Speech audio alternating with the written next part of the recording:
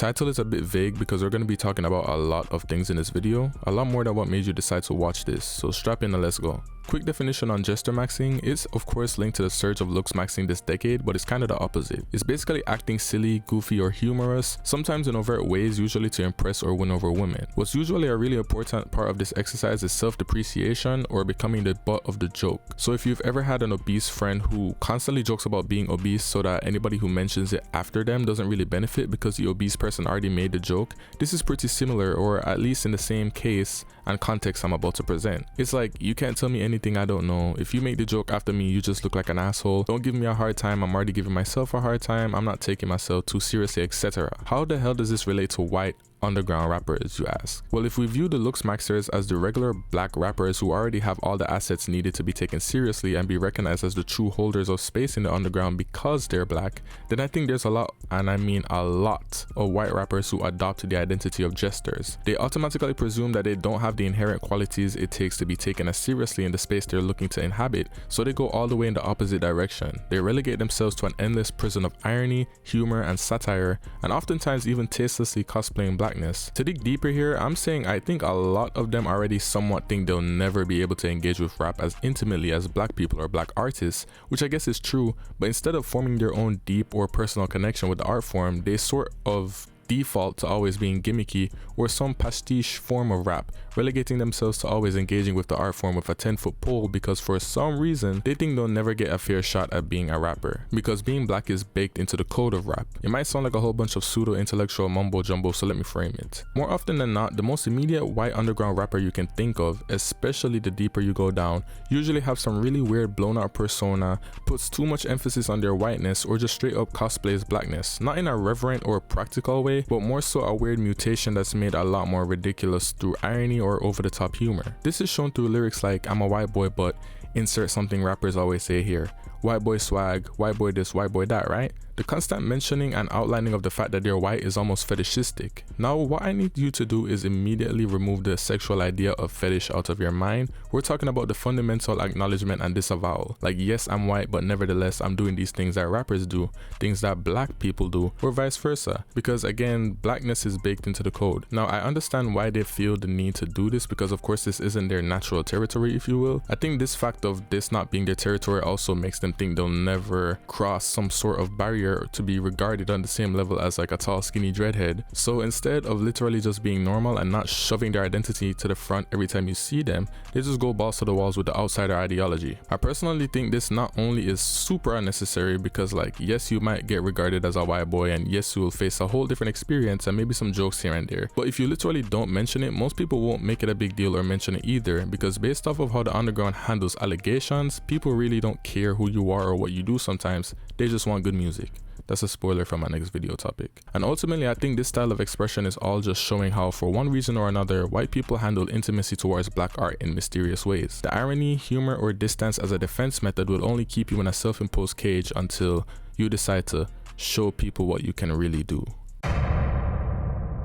Now, if you've been listening to rap music or even just keeping a slight eye on the scene for a while, I'm almost 100% sure you know what I'm about to get into. The Post Malone method can be classified as when a white person starts off rapping or being heavily entrenched in black and rap themes for their music until some years later they start to make a more familiar style of music, and it usually comes with, again, either an acknowledgement of the fact that this is always who they were, or a disavowal of rap music and the rapper label and rapper status, with comments like, "This music is better than anything I've ever made before," or "It's time to show you guys what I've been really meaning to make for a while," or everybody's favorite, "I'm not a rapper, I'm an artist." And black people are guilty of this too, but more on that in a second. It's called the Post Malone method to me because he's the first encounter a lot of us have had with such a switch. White Iverson, right? Braids in the head, gold grills in the mouth, some AAVE here and there. You know what I'm talking about? A clip of him saying the N-word actually. Yeah, we watched Too Cute, nigga.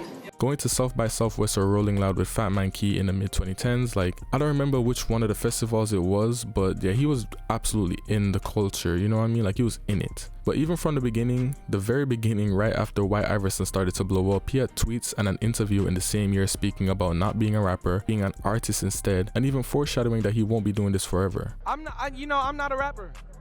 I'm an artist, you know. I don't make rap music, you know. I might rap, But I'll make rap music. I just make whatever I like. You can't really categorize it or put me in a box or anything, you know. He even went on to say that if you're looking for lyrics, if you're looking to cry, if you're looking to think about life, don't listen to hip hop. Further saying that this type of rap does exist, but in that moment in 2018 it didn't, which is so not true. That's an extremely ahistorical take, right? But as his career went on, he distanced himself more and more before fully going country, pop, rock, etc. And a lot of people from fans to artists in the space didn't really like Post for his career path, and to this day probably still don't. I think his case is the most prescient because not only does it show a disavowal of the label and relation to the genre, it shows the self-imposed or perceived barrier, the 1-inch tall wall between white artists and hip-hop where they don't fully respect it as an art form with the same capabilities to be as deep and impactful as others. God forbid anybody wants to be labeled as a rapper. I'd rather be labeled as an artist. It's not like one of those is the other, right? Ultimately, it's engaging with rap and black art with a 10-foot pole, using lyrics, imagery, and other facets of the culture while never getting too close for one reason or another. Machine Gun Kelly is a bit of a different case because he had spent a lot of time actually gaining respect as a white rapper, while not so much making his identity a big deal, but he too switched at one point to make rock music. One that underground rap fans might be a bit more familiar with is Wyland. Now I love him and I love all his music,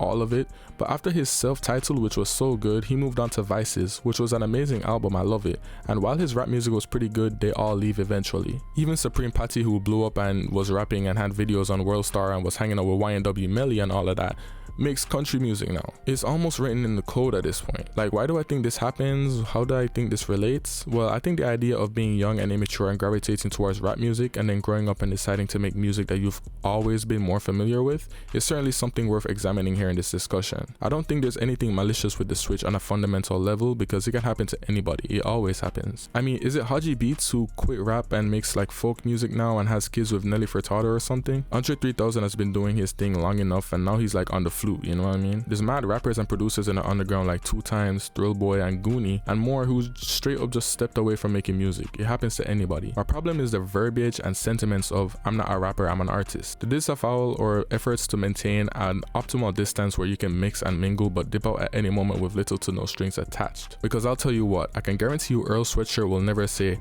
I'm not a rapper, I'm an artist. No matter what Kanye does, he always returns to rap. Same with Tyler, same with Kendrick, J. Cole, even Drake. And I think this is where the line is drawn and the truth reveals itself. Anyone who has a deep and powerful love for the art form would never make it seem like rap is a lesser form of art or the label rapper should be distinguished from the term artist. And if you do express some type of sentiment like that, then it shows some level of not appreciating rap like other genres inside of you. But notice I said anybody who has a deep and powerful love for the art form, not just black people, because Mac Miller never really walked away and he was respected by the community. He was so respected, like Vince Staples, Kendrick, Kid Cudi, etc. Eminem, the white rapper, literally forged in this shit.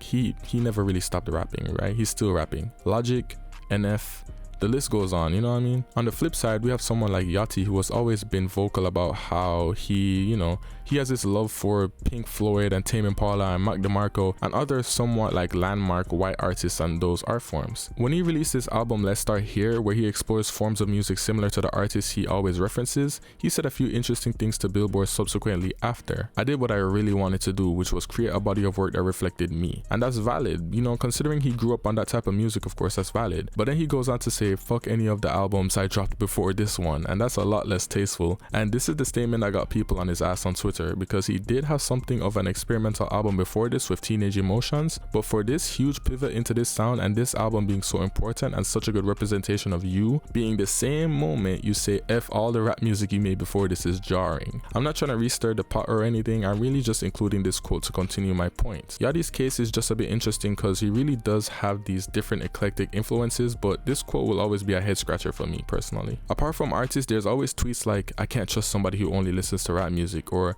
something along those lines, but nobody ever says they can't trust somebody who only listens to pop or rock music, you know what I mean? With this, let's turn our attention to white underground rap fans. Circling back to my first point of white artists feeling like they can never be taken as seriously or be as close to black art as black artists, I think when they take the irony, juxtaposition, almost absurdist route with their music and style, often going for anachronistic or fringe sounds, they attract fans with that similar mindset. Fans that also don't really view or engage with the art form that intimately, because again, they feel like they'll always somehow be from the outside looking in, whether that fact bothers them or not. It's like they kind of accept it, and when they see an artist that looks like them performing that way, they literally just feel seen, right? Which is supposed to happen, like they identify. What I think happens here is that the barrier for entry or engagement gets lowered through the unserious or oddball angle that these artists take, which is why the fans flock to them because they feel more comfortable engaging with them. Shed Theory and Cemetery fans also kind of catch a stray here as a result of this reasoning. Again, this isn't anything malicious. Most of this video is me just putting my thoughts out there and hoping you guys reply with yours. I'm not attacking anybody, but it's been a common thing in the underground rap space, or the rap space in general, that fan bases change when more and more white fans come in. The memes begin to roll in heavier, reports of the fan base getting cornier, incidents like those two guys playing chess at the mic show during one of his most emotionally packed songs, the weakening and loss of meaning of certain esoteric references within the fan base, etc. The experience of being a fan of such and such artists changes, according to the black fans of course. Before you think I'm being biased or just making stuff up, ask any Carti fan who was listening to him since like 2017 or even just like before Whole Lotta Red the difference. I saw this happen with Osama Sun in real time as well. I can't lie, I think we all kind of saw it with Osama Sun in real time in certain ways, if you know what I mean. I don't think the fans are as guilty as the artists though, because at the same time the fans will truly fall in love with black rappers without being weird about it or their identity. There's a weird pocket where they'll support the rapper in a way where it's like they make them their avatar or something just because they love the aesthetic, like with Blood or Osama. And when I say avatar, I mean like they aestheticize the hell out of them until it gets a bit weird, like they're trying to vicariously live through them. But yeah, other than that, I think it's definitely a spectrum with white underground rap fans. I think the artist lowering the perceived barrier of entry being a big factor into whether or not white fans feel like they can engage can be perfectly demonstrated through one singular artist, the bridge between everybody. I think Xavier is proof that when a rapper takes himself, especially their image, less seriously, they feel more welcome. Now to make this clear, I'm a huge Xavier fan and by no means is any of this supposed to be derogatory or criticizing him or any of that. I don't think he does anything wrong and he's so fire. But we all know his vibe and I think it's safe to say he does have a lot of white fans. The culture he's been building with 1C, the music of course, the music videos from the very beginning, there's always been a heavy aspect of growing up on the internet and internet culture in general with what he does. And I think with less and less recognizable or traditional codes of hip-hop, it's been seen as more welcoming or inclusive, and I think that's fire. I'm not hating, there's no problem with that, but I do see a connection and I don't think it's coincidental. I also added Zave to fight the obvious narrative that white people naturally gravitate towards white rappers no matter what. Of course that's true, but I'm more focused on the certain type of white fan that's attracted to a certain type of white artist. There's so many white fans who love the West Side Gun, Freddie Gibbs, Earl, Mike, Mac Homie, lyrical side of things, but again, they have a different level of reverence for the art form to be into these guys in the first place, and they also don't make their identity too much of a big deal and just enjoy the art. Edward Skeletrix is another example of an off-kilter black artist that white people seem to heavily gravitate towards too, but that's kind of all I have to say about Edward Skeletrix. Please stop asking me about Edward, like please, I'm just not really interested in him. I think with that being said, I want to touch on identity politics and how I think both white and black fans interact with certain racial issues in the space, or supposed racial issues. I want to talk about Black Sense. Yes, Jane Remover, Kuru, Yeet, Netspend, etc. I'll just say it, I really think, funnily enough, white people prosecute non-black artists for Black Sense and AAVE more than black fans. And you guessed it, I again think this comes from the internalized idea that they're not supposed to, or like they're not allowed to get too close to rap or blackness or whatever. The way how I feel is, right, if you're not black, but you're rapping, almost all of it is inherently a performance. I mean, rapping is a performance in itself. You're performing on a beat, but when you're not black, you're performing a certain culture almost all of the time that's not yours. And again, certain aspects of black life, like regional accents and AAVE, are baked into the fabric of rap. So realistically, what the hell are they supposed to try and sound like? Especially if they're really into rap and grew up off of it and want to be good at it, but they're just not black. Like, nobody ever complained about Yeet doing what he was doing, and I argue that he did it well. There were so many people on Twitter who literally didn't know Yeet was black until they like seen him. Like when they heard him for the first time, they didn't know he was black. And there are certain people who are even saying things like he would be more fire if he said nigga, which is kind of ridiculous, but yeah, whatever. I'd say any artist that's heavily inspired by black art or any type of art form where performance of blackness and heavy black themes are included in the genre are perfectly normal for trying to perform in the same way, because that's just how inspiration and influence works, if that makes sense. I think it gets out of hand when artists start to like speak like that in regular context outside of rap performance though. Like the early interview clip where Nespen was like, "Don't talk about my baby mama, bro." Take him out, you said, "Talking to my baby mama, get punched in your mouth." Talking on my baby mama, get punched in your mouth. Hell yeah. How's she doing? Ain't nobody speak on my baby mama. You really gotta be him? Huh? You really gotta be him? Yeah, yeah. How'd you meet? I just known her, bro. Ain't nobody gotta know her but me, you feel me? Like, you cannot be talking like that, white baby. But overall, like, yeah, most black people don't actually mind the black sense, if you ask me. I think it's just like more widespread cases of this is when Billie Eilish had that one clip on live talking crazy and her brother was like, "No, you can't do that." There's probably more situations with identity politics in the underground that I could have brought up, but like, whatever.